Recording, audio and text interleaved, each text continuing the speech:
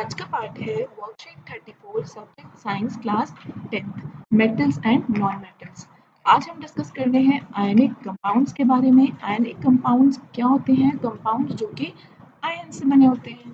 Ions are the atoms. Ions क्या होते हैं हम ये पता होना चाहिए। पहले तो हमें आयनिक कंपाउंड पता लग गया, वो कंपाउंड्स जो आयन से बनते हैं उनको हम आयनिक कंपाउंड कहते हैं। इतना समझ गए। इसके बाद आयन्स क्या होते हैं? आयन्स वो एटम्स होते हैं जो कि गेन या फिर लूज कर जाते हैं इलेक्ट्रॉन्स और उनके ऊपर कोई पॉजिटिव और नेगेटिव चार्ज आ जाता है। ऐसे एटम्स को हम आयन्स कहते हैं जो इजीली गेन कर पाते हैं इलेक्ट्रॉन्स को या इजीली लूज कर पाते हैं। अब ऐसे कौन से होते हैं? मेटल्स जो लूज कर लेते हैं इलेक्ट्रॉन्स, मतलब वो इलेक्ट्रॉन्स दे सकते हैं और उसके बाद वो स्टेबल बन जाएंगे, तो वो होते हैं हमारे केटायंस और उसको हम क्या चार्ज देते हैं? पॉजिटिव। और नॉन मेटल्स क्या होते हैं? उनके पास टेंडेंसी होती है गेन करने की, तो वो उनको हम क्या बोलते हैं? एनायंस, और वो नेगेटिव चार्ज होता है। इसको कंफ्यूज ना हो इसके लिए एक छोटा सा आप फंडा याद कर लीजिए कि मेटल्स और नॉन मेटल्स, ठीक है। अब मेटल्स क्या बनाता है? कैटायन, और नॉन मेटल्स क्या बनाता है? एनायन। कैटायंस का चार्ज क्या होता है? पॉजिटिव, और एनायंस का चार्ज क्या होता है? नेगेटिव। अब जो ये क्या करता है? इलेक्ट्रॉन्स को लूज कर देता है, और ये क्या करता है? इलेक्ट्रॉन्स को गेन करता है, ठीक है। तो ये मान के चलिए अगर हम कोई चीज़ दान कर रहे हैं, हम जैसे कोई चीज़ दान कर रहे हैं तो हमारे ऊपर पुण्य चढ़ता है। पुण्य क्या हो गया? कैटायन, पॉजिटिव चार्ज, पुण्य चढ़ रहा है, ठीक है। तो वो मेटल्स जो इलेक्ट्रॉन लूज कर रहे हैं उन पे नेगेटिव चार्ज आएगा, और जो चीज़ हम किसी से ले रहे हैं, ठीक है, अगर हम किसी से कोई चीज़ लेते हैं तो वो गलत बात होती है, नेगेटिव है। तो हम ये इलेक्ट्रॉन्स गेन कर रहे हैं तो नॉन मेटल्स पे क्या चार्ज आ रहा है? नेगेटिव है। क्लियर? समझ गए? आयनिक कंपाउंड्स वो कंपाउंड्स जो आयन से बने होते हैं, और आयन्स कौन से होते हैं? जो वो एटम्स जो इलेक्ट्रॉन को या तो गेन कर लेते हैं या लूज कर लेते हैं, जिसकी वजह से उनके ऊपर पॉजिटिव या नेगेटिव चार्ज आ जाता है। अब मेटल्स इजीली लूज कर लेते हैं इलेक्ट्रॉन्स, तो उनके ऊपर केटायन आ जाता है, वो उन केटायन कहलाते हैं और पॉजिटिव चार्ज आ जाता है। नॉन मेटल्स वो होते हैं जिन पे वो एनायन जिनके ऊपर नेगेटिव चार्ज आ जाता है क्योंकि वो गेन करते हैं इलेक्ट्रॉन्स। दूसरे वर्ड्स में अगर हम बोलें, ionic compounds held together by ionic bonds. उनके बीच में कौन सा बॉन्ड होता है? आयनिक बॉन्ड्स होता है। अब electron gain and lose electron in order to attain the nearest noble gas configuration. मतलब नोबल गैस कॉन्फिगरेशन का मतलब होता है कि वो उसका जो ऑक्टेट है, उसका जो शेल है, वो पूरा भर गया और उसके बाद वो पूरा स्टेबल बन गया, ठीक है। इसको और अभी हम एक डायग्राम से समझेंगे नीचे। अभी सुनिए। Formation of ions of the complete formation of octet help them gain stability. अगर उनका ऑक्टेट पूरा हो गया, शेल पूरा हो गया, तो उसके पास क्या आ जाती है? स्टेबिलिटी आ जाती है, ठीक है। तो कुछ इसलिए जो मेटल्स होते हैं इलेक्ट्रॉन्स को दान कर देते हैं, भेज देते हैं, लूज कर देते हैं, इसलिए तब वो स्टेबल बन जाते हैं, और नॉन मेटल गेन करके स्टेबल बन जाते हैं। ऐसे ही रिएक्शन मेटल और नॉन मेटल के बीच में lose electrons to completely their octet, and non metals क्या करते हैं? Gain electrons to complete their octet. यही बताया मैंने आपको। अपने ऑक्टेट को फिल करने के चक्कर में नॉन मेटल्स तो गेन करता है और मेटल लूज कर देता है इलेक्ट्रॉन, ठीक है। Metal and non metal generally react to form ionic compound, ठीक है। तो दोनों ही रिएक्ट करते हैं क्या बनाने के लिए? आयनिक कंपाउंड बनाने के लिए। तो समझते हैं आयनिक कंपाउंड कैसे बनता है। Formation of ionic compound. Ionic compound को हम इलेक्ट्रोवैलेंट कंपाउंड भी कहते हैं। देखिए दूसरा नाम भी आ गया, अगर ये आएगा तो कंफ्यूज नहीं होना। इलेक्ट्रोवैलेंट कंपाउंड भी क्या होते हैं? आयनिक कंपाउंड होते हैं। अब chemical bond form by the transfer of electrons from one atom to another. अगर कोई एक इलेक्ट्रॉन लूप ट्रांसफर हो रहा है एक एटम से दूसरे एटम में, तो ऐसे केमिकल बॉन्ड को ही हम क्या कहते हैं? आयनिक बॉन्ड कहते हैं। ये कंपाउंड क्या कंटेन करते हैं? आयंस, जैसे कि सोडियम क्लोराइड, ठीक है, NaCl, ठीक है। सोडियम में कितने होते हैं इलेक्ट्रॉन्स? 11। तो उसको शेल फिल होएगा तो सबसे पहले शेल में 2 आता है, ये फिक्स्ड रहता है, ठीक है। सबसे पहले शेल में कितना आएगा? 2 आएंगे, और अगले शेल में कितने आएंगे? 8 आएंगे, ठीक है। ठीक, अब इसके बाद अगला शेल में 2 8 10 हो गई, बचा कितना? 1। तो लास्ट शेल में सिर्फ 1 इलेक्ट्रॉन बच गया। अब Cl कितना है? Cl का एटॉमिक नंबर होता है 17, तो 17 इलेक्ट्रॉन्स आ सकते हैं। 2 8, ठीक है, और फिर से 8 होना चाहिए, तीसरे शेल में भी 8 होना चाहिए। जो जनरल है वो 2 8 8, ठीक है। इसमें 2 8 और 8, ये 8 पूरा होना चाहिए। तो यहाँ पे 8 पूरा नहीं हो रहा, 2 8 8 टोटल कितना होना चाहिए 18, बट इसका कितना है 17, तो एक कम बच गया। कम बच गया तो क्या करा उसने, सोडियम के पास जो एक एक्स्ट्रा था वो ले लिया। अब जब वो ले लिया तो सोडियम क्या हो गया, सोडियम का लास्ट ऑक्टेट खत्म, सिर्फ उसका ये 2 8 स्टेबल हो गया, ठीक है। तो ये Na ने एक इलेक्ट्रॉन दे दिया तो इसके ऊपर एक पॉजिटिव चार्ज आ गया Na+। अब इसको बोलेंगे सोडियम आयन, मतलब कैटायन। और ऐसे ही इसने एक इलेक्ट्रॉन गेन कर लिया तो इस पर क्या चार्ज आ गया, नेगेटिव। तो इसमें हम बोल रहे हैं इसको क्लोराइड आयन कैसा हो गया, एनायन, ठीक है। Cl- हो गया, नेगेटिव चार्ज। तो ये चीज़ इसको बन गई हमारी, कौन सा कंपाउंड बन गई, सोडियम क्लोराइड, एक आयनिक कंपाउंड या आयनिक बॉन्ड बोल सकते हैं, केमिकल बॉन्ड फॉर्म हो गया इनके बीच में। अब इसके अंदर देखिए Na ने क्या बना दिया, Na+ और एक इलेक्ट्रॉन लूज हो गया इसमें से। Cl ने एक इलेक्ट्रॉन गेन कर लिया तो उससे क्या बन गया, Cl-। यही हुआ इस प्रोसेस में, समझ में आ गया ना आपको। अब देखिए दूसरा एग्जाम्पल समझते हैं मैग्नीशियम क्लोराइड का। Formation of magnesium chloride. Magnesium में क्या होता है, मैग्नीशियम के पास कितने होते हैं, 12, ठीक है।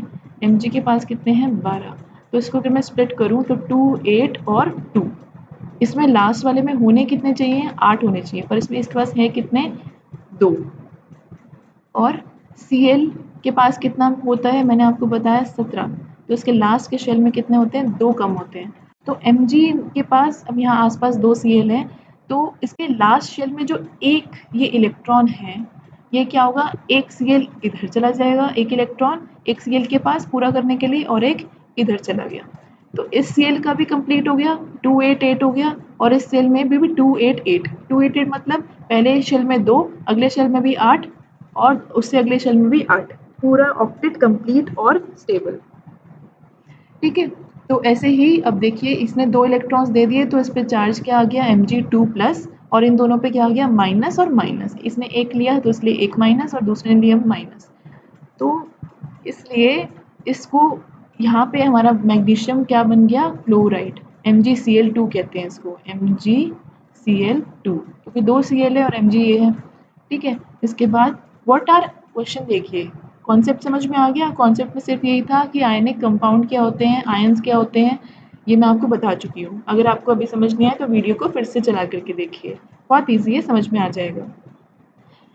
देखिए, let us practice what are anions and cations, how are these anions and cations formed. Anions और कैटायंस क्या होते हैं, एनायंस मैंने आपको बताया था वो एटम्स, वो वाले एटम्स जो इलेक्ट्रॉन्स को क्या कर लेते हैं, गेन कर लेते हैं, ताकि वो स्टेबल बन जाए, उनका ऑक्टेट कंप्लीट हो जाए और वो स्टेबल बन जाए, ठीक है। ऐसे एटम्स को जो इलेक्ट्रॉन गेन करते हैं उनको हम क्या कहते हैं, एनायन कहते हैं, और इनके पास क्या चार्ज होता है, नेगेटिव चार्ज होता है, क्लियर, इनके ऊपर नेगेटिव चार्ज आता है। और कैटायंस वो इलेक्ट्रॉन्स जो जो वो एटम जो इलेक्ट्रॉन को लूज कर देते हैं, वो इलेक्ट्रॉन्स को लूज कर देते हैं ताकि उनका ऑक्टेट भी कंप्लीट हो जाए और स्टेबल हो जाए, और इनके ऊपर चार्ज क्या होता है, पॉजिटिव चार्ज आता है, क्लियर। और ये फॉर्म कैसे होते हैं, वैसे मैंने बता दिया है। फॉर्मेशन में, फॉर्मेशन में आप यही लिखोगे कि बॉन्ड होता है, आयनिक भी बॉन्ड होता है इनके बीच में, एटम इलेक्ट्रॉन का ट्रांसफ़र होता है एक दूसरे से, ये तो आयनिक कंपाउंड का बताया है। एनायन और कैटायन के बारे में तो यही लिखना है कि उनके ऊपर जो उसकी डेफिनेशन में मैंने बताया भी, इलेक्ट्रॉन लूज कर देता है तो पॉजिटिव चार्ज जनरेट हो जाता है, और इलेक्ट्रॉन गेन कर लेता है तो नेगेटिव चार्ज जनरेट हो जाता है, क्लियर, बस यही लिखना है। अब इसके बाद देखिए आयनिक बॉन्ड कैसे फॉर्म होते हैं, तो आयनिक बॉन्ड के बारे में यहाँ बताया है, इधर देखिए, ionic compounds and electromagnetic compounds, एक केमिकल बॉन्ड होता है इसके बीच में, ये लिखना है आपको इसमें आंसर में, ठीक है, ये लिखना है आपको। और चाहे तो आप एक एग्जाम्पल भी बता सकते हो तो और भी अच्छा लगेगा आपके टीचर को। Why atoms tend to gain and lose electron, क्यों होता है, क्योंकि उनकी एक स्टेबल स्टेट नहीं आती, उनकी अनस्टेबल स्टेट होती है। अगर वो लूज कर देंगे और गेन कर लेंगे तो उनका नियरेस्ट नोबल गैस कॉन्फ़िगरेशन आ जाएगा, ठीक है, यही, ये रीज़न लिखोगे आप, ये वाला रीज़न लिखोगे, नियरेस्ट नोबल गैस फॉर्मेशन आ जाएगा तो उनकी स्टेबिलिटी गेन हो जाएगी। फिर उसके बाद वो कभी अपना इलेक्ट्रॉन गेन और लूज़ नहीं करेंगे जब वो स्टेबल हो जाएंगे। Justify the statement calcium oxide is an ionic compound. Calcium oxide एक आयनिक कंपाउंड है, इसके हमें जस्टिफाई करना है। अब कैल्शियम और ऑक्साइड मतलब ऑक्सीजन, ठीक है, तो इन दोनों के बीच का रिएक्शन पूछ रहा है इसका मतलब, ठीक है, तो क्या इसको भी मैं एक्सप्लेन करती हूँ, देखिए, बट इसको समझ लीजिए क्वेश्चन नंबर 5 को। फर्स्ट हम कर चुके हैं, सेकंड कर चुके हैं, थर्ड कर चुके हैं। 5 में देखिए, 5 में तो मैं आपको एग्जांपल के थ्रू समझा चुकी हूँ। ये NaCl वाला ही आपको फॉर्मेशन समझाना है जो ऊपर गिवन है, ठीक है। ये वाला आपको इसके 5th के आंसर में ये लिखना है, ये आएगा आपका 5th के आंसर में डायग्राम पूरा, ये एक्सप्लेनेशन क्लियर। अब हम समझते हैं 4th क्वेश्चन। कैल्शियम का एटॉमिक नंबर होता है 20 एंड ऑक्सीजन का एटॉमिक नंबर होता है 8। सो कैल्शियम को अगर हम स्प्लिट करेंगे तो होगा 2, 8, 8 एंड 2, और ऑक्सीजन को स्प्लिट करेंगे तो होगा 2 और 6। अब इसके लास्ट शेल में ये 2 इलेक्ट्रॉन एक्स्ट्रा है और इसके में 2 कम है, ठीक है।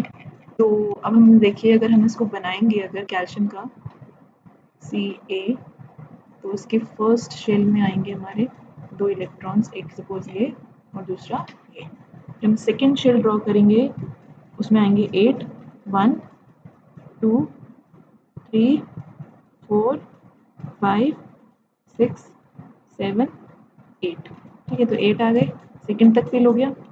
थर्ड में 1, 2, 3, 4, 5, 6, 7 और 8, थर्ड भी फिल हो गया, तो ये भी हो गया, ये भी हो गया, ये हो गया, 2 बचा। तो लास्ट शेल में 1 और ये 2 बच गया। अब यहाँ पे हम ऑक्सीजन का ड्रॉ करें प्लस ऑक्सीजन, तो इसके फर्स्ट शेल में आ गया 1, 2, अगले शेल में आएंगे 6, ये 6 है, ठीक है, 6 आएंगे, 1, 2, 3, 4, 5, 6, मतलब इसको क्रॉस से कर देती हूँ, इसके वाले क्रॉस से, ताकि आपको समझ में आ जाए, ठीक है। तो फर्स्ट शेल में 2 आ गए और सेकेंड शेल में 6 आ गए, बट अभी इसमें 2 जगह खाली है, ठीक है, तो वो क्या करेगा, इसके ये 2 इलेक्ट्रॉन जो एक्स्ट्रा है वो यहाँ चले जाएंगे इनके पास, तो इसने क्या किए, 2 इलेक्ट्रॉन्स लूज कर दिए और इसने 2 इलेक्ट्रॉन्स गेन कर लिए। तो कैल्शियम के ऊपर 2 प्लस चार्ज आ गया और ऑक्सीजन के ऊपर -2 चार्ज आ गया, ठीक है। तो CaO ये हमारा होता है कैल्शियम ऑक्साइड, ये हमारा 2 प्लस एंड 2 माइनस, ऐसे बनता है हमारा कैल्शियम ऑक्साइड, क्लियर। बस ये आपको डायग्राम के साथ एक्सप्लेन करना है और स्टेटमेंट में लिख देना है कि calcium lose 2 electron, oxygen gain 2 electron, that's why it becomes calcium oxide where calcium is cation and oxygen is anion, clear. I hope ये आपको वीडियो समझ में आई हो। 4th क्वेश्चन भी हो गया हमारा। अगर आपको कोई डाउट है तो प्लीज़ कमेंट सेक्शन में पूछिए एंड सब्सक्राइब कर दीजिए फॉर द नेक्स्ट वर्कशीट के लिए, ताकि आपको उसकी नोटिफिकेशन मिल जाए। Thank you for watching.